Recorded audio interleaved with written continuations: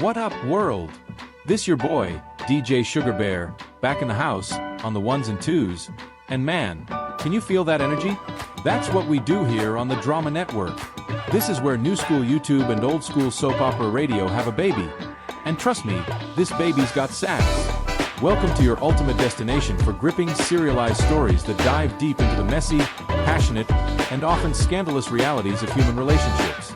You're tuned into WDRA YouTube Radio, where I, KC Saga aka DJ Sugar Bear, guide you through intricate plots, hidden affairs to shocking revelations. Our daytime operas will keep you on the edge of your seat, just like the classics you grew up with.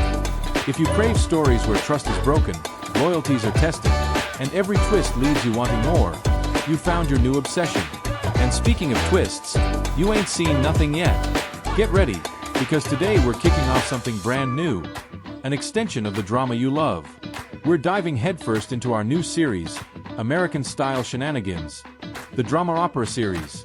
American Style Shenanigans are short, humorous vignettes that focus on awkward situations, misunderstandings, and comical attempts at deception, always concluding with a lighthearted resolution. These stories are inspired by classic 70s TV shows like Love, American Style, and The Brady Bunch.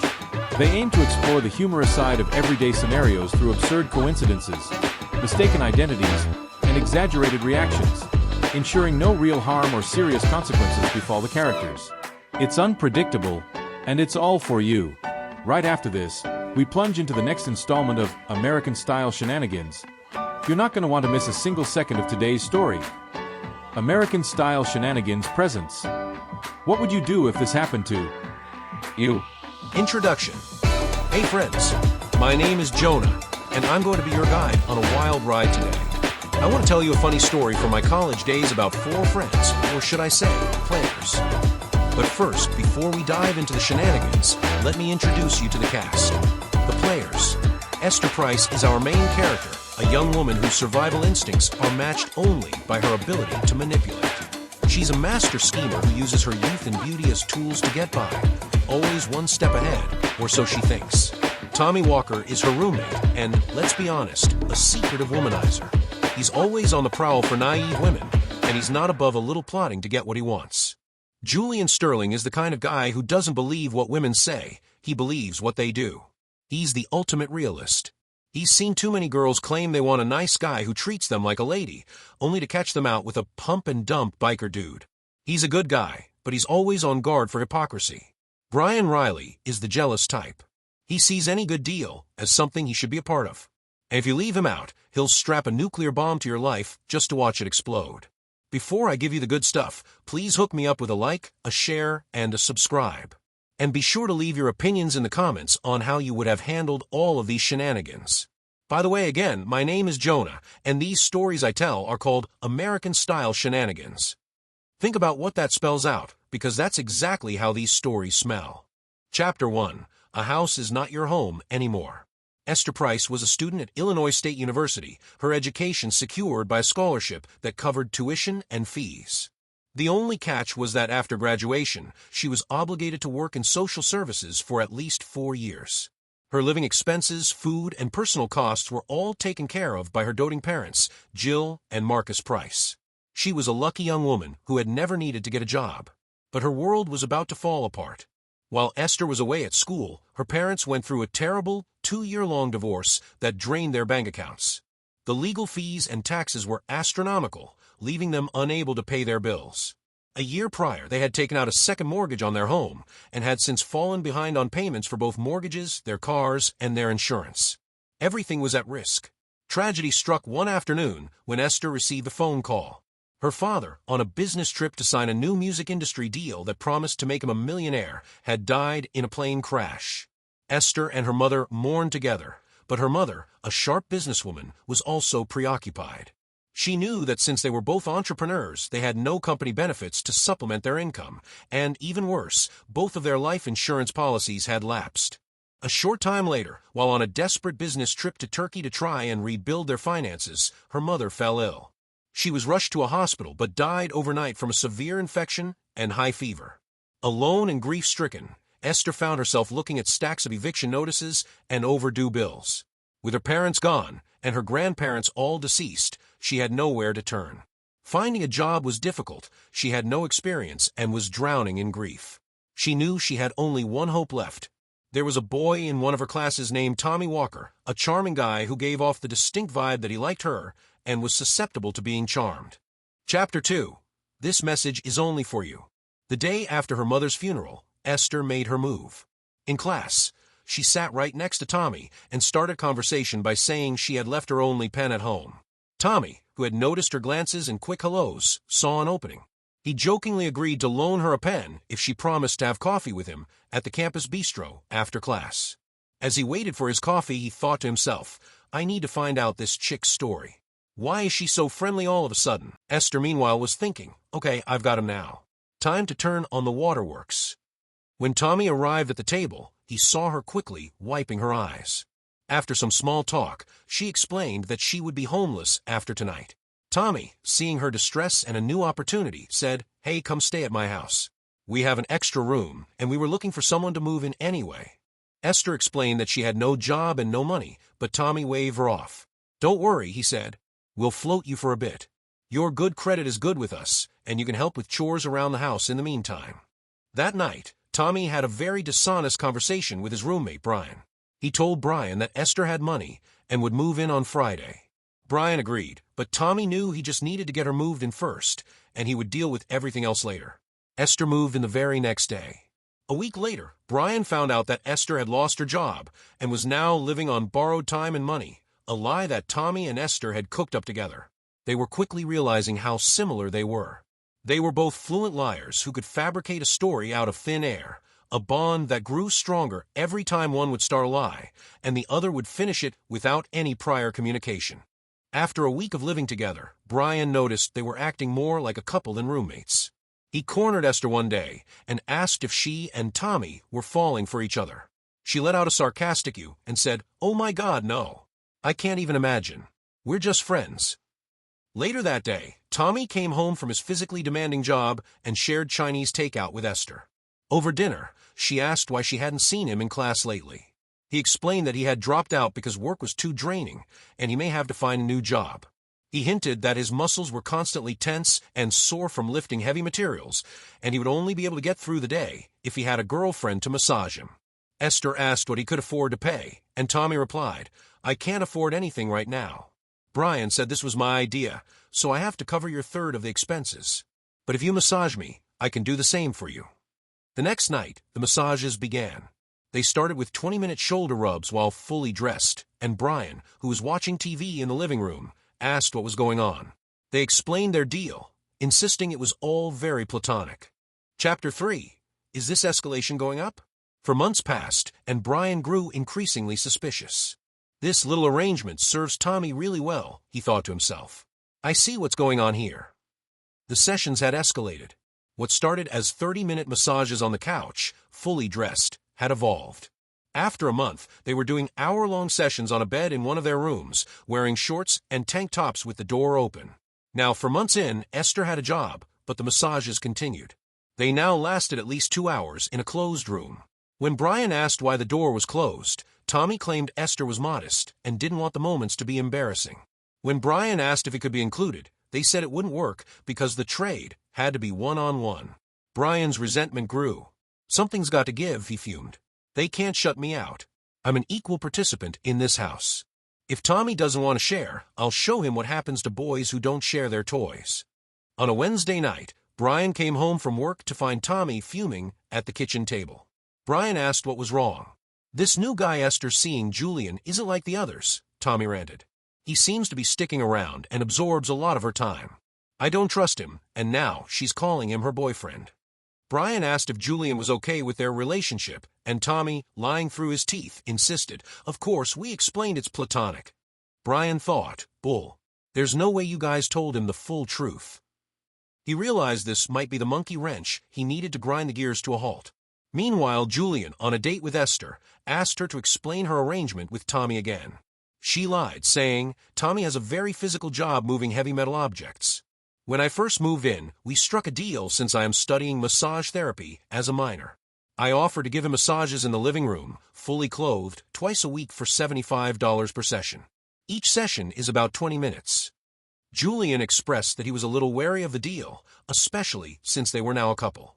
Esther smirked and said, "Well, if we're going to be a couple, you're going to have to get used to me touching all over strange men." Julian said, thinking to himself, all things are revealed in time. He dropped her off, and she went straight to Tommy's room around 10:30 p.m. Brian looked at his watch, a grin forming on his face. During their session, Esther said, at some point he's not going to believe this lie. Tommy replied, "No way are you wiggling out of this. You're mine and I am yours. If you try to back out, I will spill the tea, and you will lose your meal ticket. And when I tell a story, I can be very creative. I mean, who knows? Maybe you're doing the wild thing with Brian too, and that guy from your psych class. Maybe I'll say you guys meet here for lunch. Look, don't make me torpedo your boat." At 5:45 a.m., after hours of whatever they had been doing, Tommy told her to get out of his room so he could get some sleep. She sneaked to the bathroom, making sure Brian was in his room. She couldn't let him see that she was essentially sleeping in Tommy's bed, because then he would know the massage sessions were just a cover-up. What she didn't realize was that Brian was in the kitchen, drinking water in the dark. He saw everything. Days later, Tommy and Esther were in his room together around 7:30 p.m. Julian pulled into the driveway, excited. He had a great day, closing his first home mortgage deal and earning a $2,900 commission. He wanted to surprise Esther with wine and takeout. Brian saw Julian pull in and thought showtime. He ran to the door and opened it before Julian could even knock. "Come on in," he said. Julian explained his amazing day, hoping they could all celebrate. Brian said he had homework, but would get Esther for him.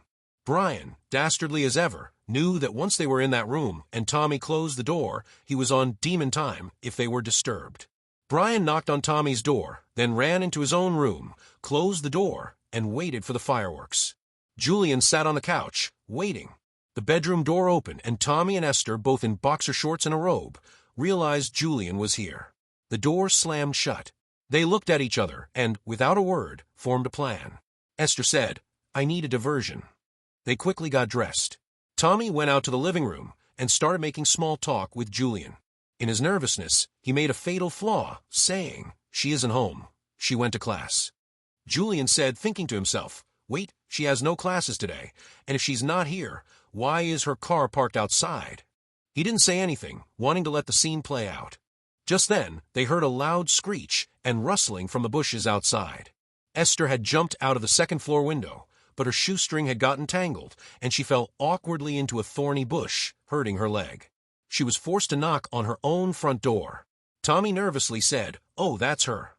Julian said, thinking to himself, "She knocks on her own front door now?" Brian was in tears in his room, thinking, "This is a circus." Chapter 4, In God We Trust. Tommy opened the front door, and Esther rushed in, yelling, "Where's my man at?" Julian, baffled, wondered how she knew he was there. "I'm right here, darling," Julian said, giving her a hug. He asked where she was coming from, and she stammered, "Bowling with some friends." Simultaneously, Tommy said, "Psych class." Julian, ever the jokester, said, "Hey, Tommy, you got a book around here?" Tommy and Esther looked at him confused, and Julian continued, "Well, I want to open it so I can get you two on the same page." Everyone shared a hearty laugh, and Brian emerged from his room. Esther turned around, and Julian saw that her hair was full of dirt, thorns, and roses. She was also walking with a limp and was wearing only one shoe. Julian asked her what happened. Julian was dying inside, waiting for the mental gymnastics to begin. Esther and Tommy went into full soap opera scriptwriting mode. Between the two of them, they concocted a narrative about her slipping and falling while leaving the bowling alley, then forgetting to brush herself off when she got in her car. On the way home, they claimed she had debris in her shoe, so she took it off to scratch her feet. Tommy co-signed the lie all the way. Brian, watching the performance, thought she was brilliant. Julian looked at her feet and noticed the distinct red and white swirl pattern on her one shoe. They all celebrated with wine, takeout, and ribs. On his way out, Julian stood in the doorway, kissing Esther goodbye. He tasted something sweaty and thought, why? Looking up at the clouds, he asked God for a sign. God obliged. Out of the corner of his eye, Julian noticed a red and white shoe hanging from the second-floor windowsill. It was a perfect match for the one Esther was wearing. He also saw that the large bush below was greatly disturbed. Unknowingly, Tommy walked into the room, saw the shoe hanging from the window, and thought, I'd better get that shoe. He opened the window, stuck his head out, and grabbed the shoe, looking Julian directly in the face. Julian said with a knowing smile, "You know, honey, the man above is so faithful, he always reveals." Esther, completely oblivious, said, "Amen to that." Chapter 4b, Showtime. On the ride home, Julian said, "Okay, Google, call Carlisle Simpson." Carlisle was Julian's best friend for 25 years. They had played high school and college basketball together, and no one knew his way of thinking better. Carlisle answered with his usual greeting, "Big brother from another mother, what's up? Don't tell me it's about the new girl, right?" Julian said, "Damn, bro, you're reading my mind." He recapped the night, the kiss, the shoe, and the look on Tommy's face as he retrieved the shoe. "Well, isn't her bedroom on the first floor?" Carlisle asked. "Yes, it is," Julian replied. "So," Carlisle continued, "whose bedroom window was she jumping out of?" Julian said, "Well, the shoe was retrieved by Tommy, so I'm thinking Tommy's." Julian had Brian's number because Brian had asked him to help him get a home mortgage. He said, "Maybe I can get Brian to help me." Carlisle asked, "What makes you think you can trust him?" Julian replied, "It seems to me that if he were the culprit, he wouldn't have let me in the house. I think he was trying to let the truth reveal itself. And the shoe was in Tommy's window. I like my chances." They called Brian, who, while not admitting or denying anything, said, "It's not me. But I have a plan where we can let things just kind of reveal themselves." Brian's plan was simple: get everyone to let their guard down. "I'm going to tell my roommates that I'm going on a business trip on Sunday and won't be back until Tuesday," he said. "And Julian, you're going to tell Esther that you have to help your parents with some financial things and that you're leaving Sunday and won't be back until Tuesday night. Julian, she will not believe that." Brian assured him, "Yes, she will. You're going to have her drop you off at the airport. You'll rent a car, and then you can slip back to the house at 9:30. I'll leave the key under the back doormat when I'm not home. People do their dirt in the front room on the pull-out sofa." Chapter 5, Fat Manhattan. The next day, Julian had Esther drop him off at the airport. He kissed her goodbye, promised to call, and watched her drive away. As soon as she was out of sight, he rented a car and drove to a nearby motel, waiting for nightfall. At 9:30 p.m. on Sunday night, Julian parked his rental car a few blocks from the house. He walked to the back door, found the key under the mat, and quietly let himself in. The lights were low, but the soft glow from the living room illuminated the sofa bed, which had been pulled out and was occupied. Julian leaned against the doorframe, a wry smile playing on his lips as Tommy and Esther scrambled apart on the pull-out sofa. Tommy, in his boxers, looked like a startled deer caught in headlights, while Esther clutched the robe tightly, her face a mask of shock. "Well, well, well," Julian drawled, stepping fully into the room. "What a cozy scene." He gestured around with mock admiration. "The platonic massage dance in full swing, I see." Esther, ever quick on her feet, shot up. "Julian, hey, this isn't what it looks like. This is a new massage dance technique Tommy and I are trying out. It's for deep tissue." Julian's smile widened. He pulled his phone from his pocket and held it up. "Cut the crap, Esther," he said, his voice flat. "I was on the school website earlier today. They don't have a massage therapy program, so you can't have it as a minor." Esther's face went from shock to a defeated pallor. Tommy stammered, unable to form a coherent thought. Julian chuckled, a genuine, hearty sound that held no amusement for the two on the couch. He walked over to the window, pointed at the still slightly askew curtains, and then down toward the bushes outside. "Funny thing, that window. Seems like someone took a rather dramatic exit from it the other night. Almost as dramatic as the story about bowling and psych class." Tommy and Esther exchanged panic glances. "And the shoe," Julian continued, his eyes twinkling. "That red and white shoe hanging so conveniently from Tommy's windowsill. It was a real sign from above, wouldn't you say, Esther?" He watched her face pale.